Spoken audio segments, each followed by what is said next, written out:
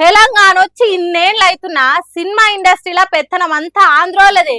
వాళ్ళే అన్నిటికీ చైర్మన్లు, అధ్యక్షులు, మెంబర్లు. తెలంగాణ నుంచి ఎవ్వలేరు. సొంత రాష్ట్రం వచ్చినట్టే గాని ఇప్పటికి వాళ్ళదే ఆధిపత్యం. అందుకే సీనియర్ జర్నలిస్ట్ పాషా యాదగిరికి కోపం వచ్చినట్టున్నది. ఇన్ని రోజులు ఓపిక పట్టి పట్టి పట్టి ఫిలిం ఛాంబర్ ఆఫీస్కి పోయిండు. ఆడికి పోయినాక ఏమంటుండో చూడండి. ఆయనకు దాదాపాలకి అవార్డు వచ్చింది. అందరికంటే ముందు 300 మరాఠీ సినిమాలు, 200 హిందీ సినిమాలు, మూకీ సినిమా పృథ్వీరాజ్ కపూర్ కారం పడాయి. అది ఎందుకు ఆయన బొమ్మ ఎందుకు బట్టి దొంగలు పెద్దరాయుడు పెద్దగా నారాయణ రెడ్డి బొమ్మ ఎందుకు లేదు? ఎన్ని పాటలు రాసిన నారాయణ రెడ్డి రాసేది బొమ్మ ఎందుకు లేదు? తెలంగాణ వాళ్ళు ఎందుకు పెట్టలేదు? ఆంధ్ర వాళ్ళే పెడతారు, కులం వాళ్ళే పెడతారు. కాలేజ్ ఎందుకు లేదు? సినిమాలు ఎంతమంది తెలంగాణ రాయలేదు? వాళ్ళు ఎందుకు పెట్టారు? ప్రభాకర్ రెడ్డి ఇస్తే ఎంత చిన్న భూమి ఎందుకు పెట్టరు? తెలంగాణ వాళ్ళు పెట్టడం లేదు. తెలంగాణ వాళ్ళు అంతరాడలు, తెలంగాణ వాళ్ళు అస్పృశ్యులు. కాబట్టి తెలంగాణ వాళ్ళకి మేల్కోవాలి. ఈ భూమి మనది, సర్ఫకాస్ భూమి. ఇది మొత్తం స్టూడియోకి ఇచ్చిన సర్ఫకాస్ భూమి. అంటే నిజాముద్దీన్ స్టేట్ గవర్నమెంట్కి వచ్చింది. మన భూములు కదా అవన్నీ. మన భూములు తీసుకొని మీరు మమ్మల్ని అవమానిస్తారా? మమ్మల్ని చిన్న చూపు చూస్తారా? మీరు అవమానిస్తే ఒప్పుకోం, మేము అంతరాంతరం ఒప్పుకోం. అందుకనే తెలంగాణ వాళ్ళంతా లేవాలి. మళ్ళా తెలంగాణ సినిమా రావాలి. పెట్టుబడి నుంచి విముక్తి చేయాలి.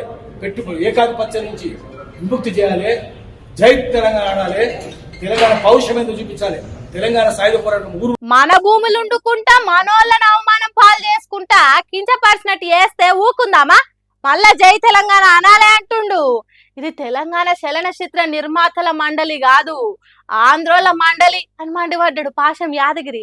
ఇట్లా మాట్లాడుతుంటే నాడు ఇట్లా పోలీసులు వచ్చి పెద్ద సార్లు మిమ్మల్ని రమ్మంటున్నారని చెప్పి యాదగిరిని తీసుకుపోదామని చూసిండ్రు. అప్పుడు ఏం జరిగిందో చూడండి. ఆంధ్రోళన కిందనే ఉండండి మీరంతా ఎప్పటికీ. అంటే ఆందోళన